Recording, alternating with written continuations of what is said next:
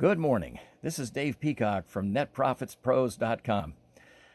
Vinny DeSalvo and I decided it would be a great idea, despite the fact that we're confined to our homes, to make sure we were posting service thoughts every day and making sure we had stuff out on the video for you people to review.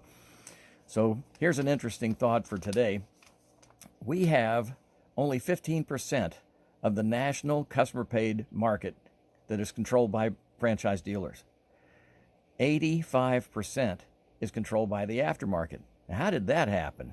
Well, it took 100 years, but basically we didn't grow with the ever increasing size of the fleet. And consequently, there's 25,000 of us, and there's over 200,000 franchised aftermarket points, not counting all the independents that are out there. So, how did it happen? I think the biggest single culprit is we failed to build the value in our product and how good we are. We're the ones that have the certified technicians, factory-trained experts. We're the ones that have original equipment manufacturers' parts. They won't use those unless they absolutely have to. We're the ones that have $200,000 to $300,000 worth of special tools at any point in time in our stores.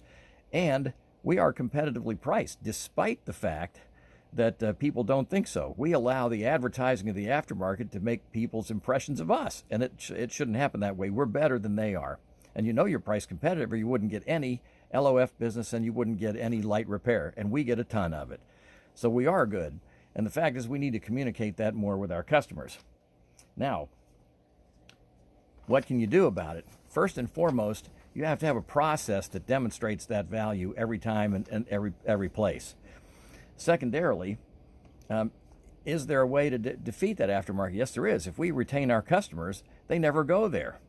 So retention is the key. You can double your service business.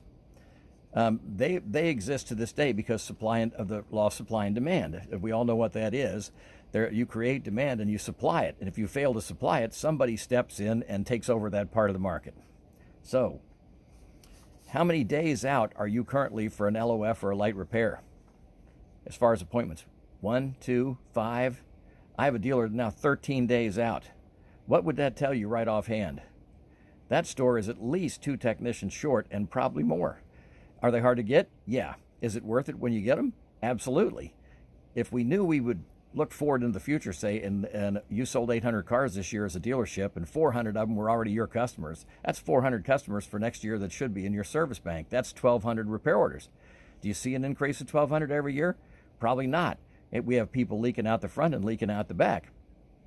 So if we were to devise the right kind of processes that demonstrate our value, and we address the expectations of the customers, which is how we train at NetProfitsPros.com, we would be able to hold on to those people.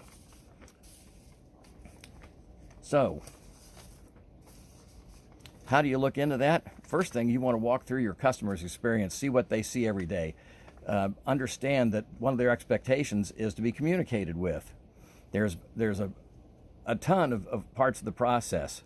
But what makes a difference is you and that customer being one-on-one in a retail situation, because that's what it is. We're retailers.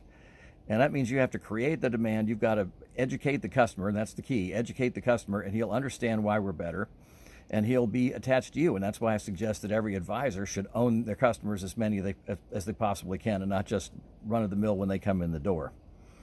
So that's just a thought for today from Net Profits Pros. Thanks.